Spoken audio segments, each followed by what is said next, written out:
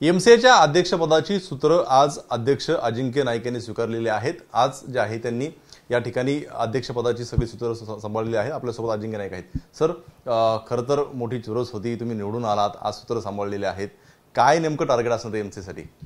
माझं टार्गेट म्हणजे क्रिकेट क्षेत्रात मी काम करायला सुरुवात केली तेव्हापासून मैदान क्रिकेट जे मुंबईचा बेस आहे, ऑफिस क्रिकेट असेल, स्कूल क्रिकेट असेल, युनिव्हर्सिटी क्रिकेट असेल, जे आणि मेन वुमेन इंडियन क्रिकेटर्स जे आमच्या मैदान क्रिकेटमधनं जे ग्रो झालेत, येणाऱ्या काळात कशी नवीन पिढी तयार होईल मैदान क्रिकेटमधनं ह्याच्यासाठी जास्तीत जास्त भर दिला जाईल।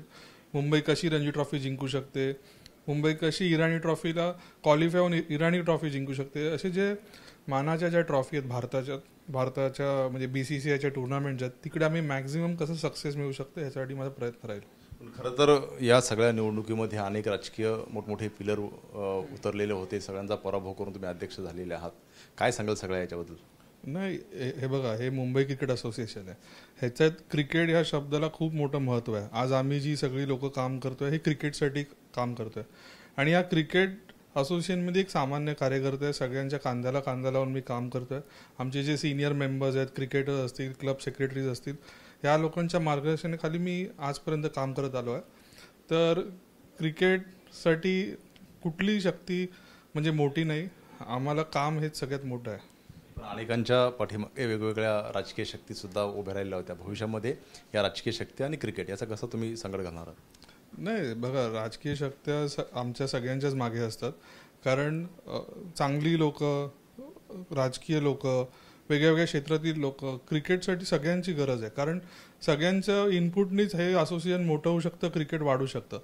तर जेवढी लोक येऊ शकतात मदत करायला सगळ्या क्षेत्रातली, ह्यांचा आम्ही सगळे आमचे क्लब सेक्रेटरी आतापर्यंत आम्ही त्यांचा आदर करतो आणि त्यांना आम्ही जो मानपान द्यायचा आहे तो नेहमी देत असतो।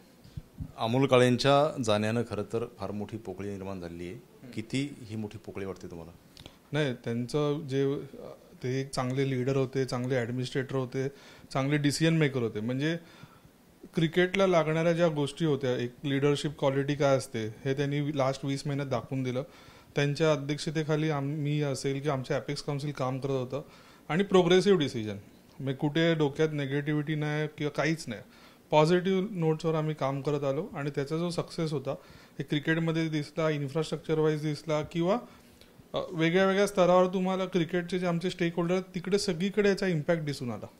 नेमकं अध्यक्ष म्हणून आता कुठल्या ठराविक तुमच्या समोर टार्गेट आहे का ह्या तुमच्या कालावधीमध्ये तुम्ही पूर्ण करणार आहात? हे बघा, क्रिकेटला लागणारे जेवढ्या गोष्टी आहेत आमचे जे स्टेक होल्डर, म्हणजे छोट्यातला छोटा माणूस जर आमचा बघितलं तर क्युरेटर असेल आणि मोठ्यातला मोठा म्हणजे आमचे क्रिकेटर्स आहेत, मेन वुमेन, आमचे क्लब सेक्रेटरी आहेत, ह्यांना जे काय हेल्प लागेल, सपोर्ट लागेल, मुंबई क्रिकेट असोसिएशन अध्यक्ष म्हणून आणि एक टीमवर्कचं काम करून आम्ही त्यांना सपोर्ट करू। मॅक्झिमम भारताला प्लेअर आज येणाऱ्या काळात मुंबईतनं येतील ह्याचा माझा प्रयत्न राहील। पाहतोय भारतातले जास्तीत जास्त पिलर जे आहे ते मुंबईतून देण्याचा प्रयत्न राहील असं अजिंक्य नाईक म्हणताना पाहायला मिळत आहेत।